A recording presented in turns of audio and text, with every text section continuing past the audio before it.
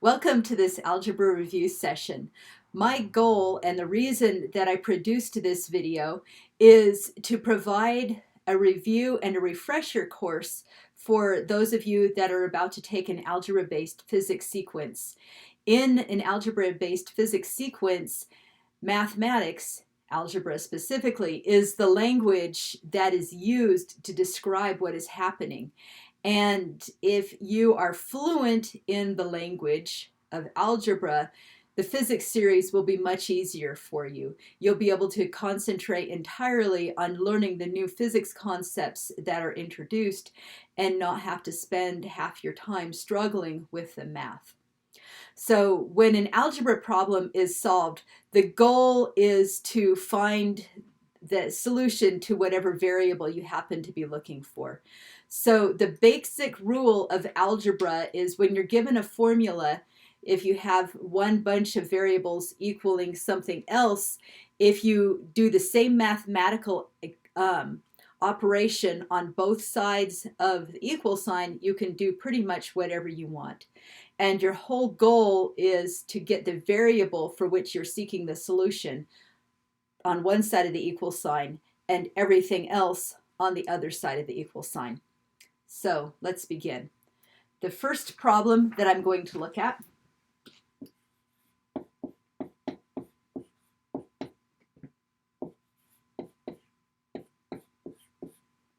is this one right here.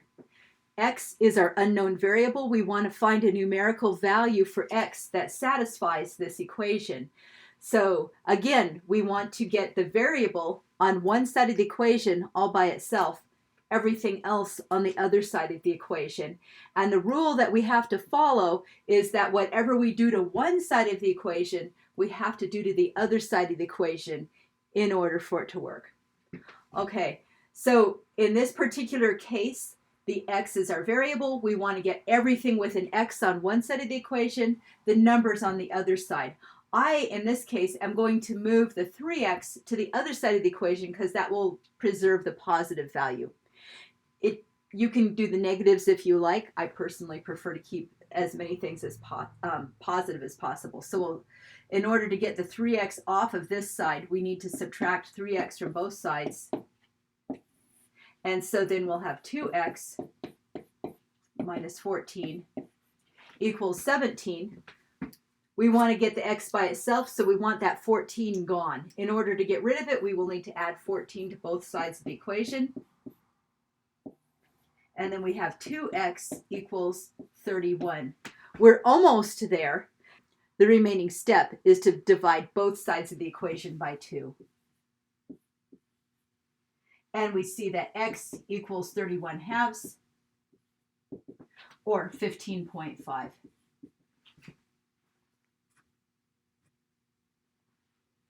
The next problem I want to look at might seem slightly trickier.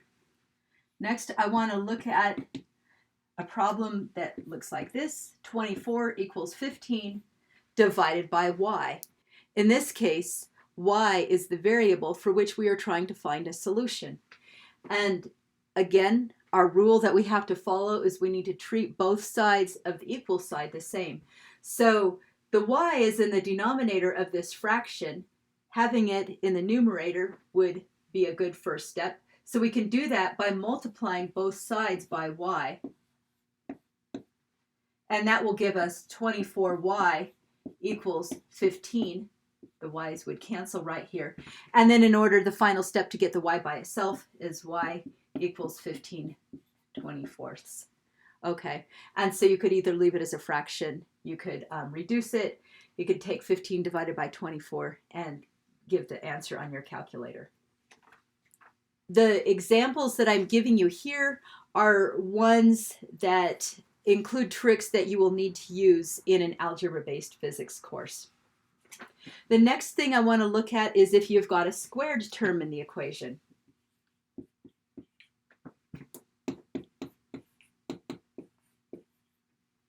So here, x is the variable for which you're trying to find a solution.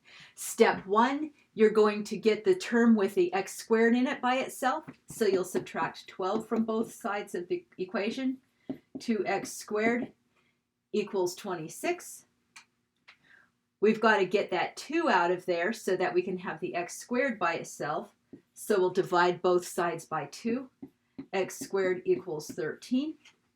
And then this is still squared. This is still not entirely by itself. So to get rid of the squared, you will need to take the square root of both sides. And so then x is going to be plus or minus the square root of 13. So be aware that when you've got a term that's squared, you can have both a positive and a negative value that will satisfy the equation. So make sure you don't just arbitrarily drop the negative unless you have a legitimate physics-based reason for doing so in the problem that you're trying to solve. As you progress in an algebra-based physics sequence, you're also going to need to solve for 2 unknowns. And a basic rule of thumb is if you've got one equation, you can solve for one unknown. You need to have a separate equation for every single unknown that you've got. If you've got 2 unknowns, you will be unable to solve for those 2 unknowns unless you have 2 equations for which to solve. So an example is of this, x minus 4 equals y plus 2. If this were the only equation that you had, you would not be able to solve for a single value for x and y because there are many values that would satisfy this particular equation.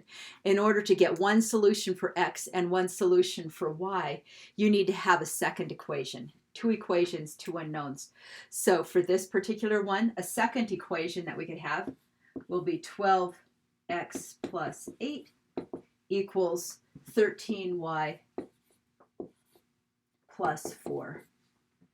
Okay, so now we've got 2 equations, 2 unknowns. There will be one unique solution of x and y that will satisfy both those equations. So many times what you can do to solve for that is you can take the simpler of the equations and solve for one of the variables in terms of the others. Okay, so we can say x equals y plus 6, okay, because we added 4 to both sides to get the x by itself. Once you have this, you can go ahead and substitute that into the second equation. So we'll have 12y plus 6 right here, what x is in terms of, plus 8 equals 13y plus 4. Now I can distribute the 12y plus 72. You've got to make sure you don't forget to do that second one right there. Plus 8 equals 13y plus 4. Okay. And so now I'm back to where I was earlier when we had one equation. I need to get all of the terms with y on one side of the equation, all the numbers on the other side of the equation. I'm going to move the y's to this side, again, just so they say positive. That's my preference. I'm going to get rid of the 4 from this side of the equation, so I will subtract 4 from both sides to do that. And so then when I go through and do this, plus 4 minus 4, that's going to be 0. The y's will go away from this side.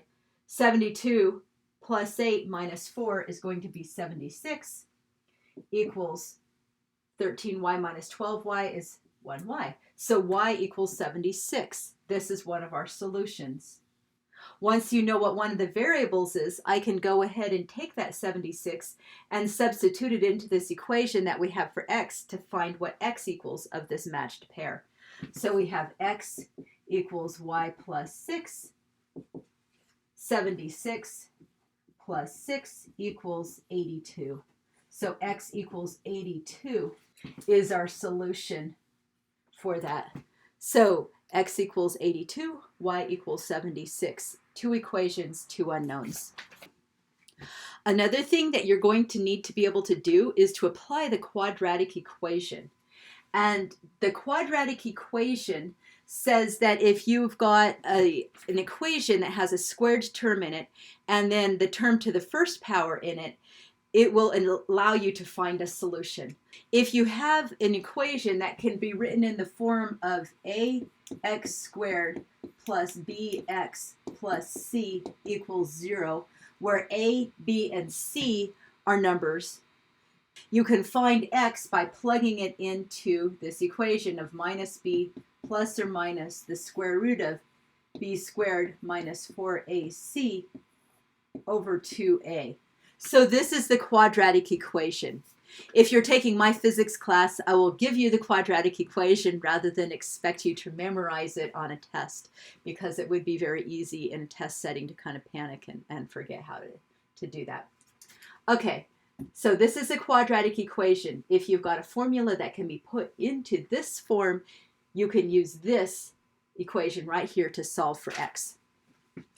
So for example, if you have equation 2 equals 3x plus 5x squared, you'll see that you can't just add the x's together and find what you want, because one of them is x to the first power, one of them is x to the second power.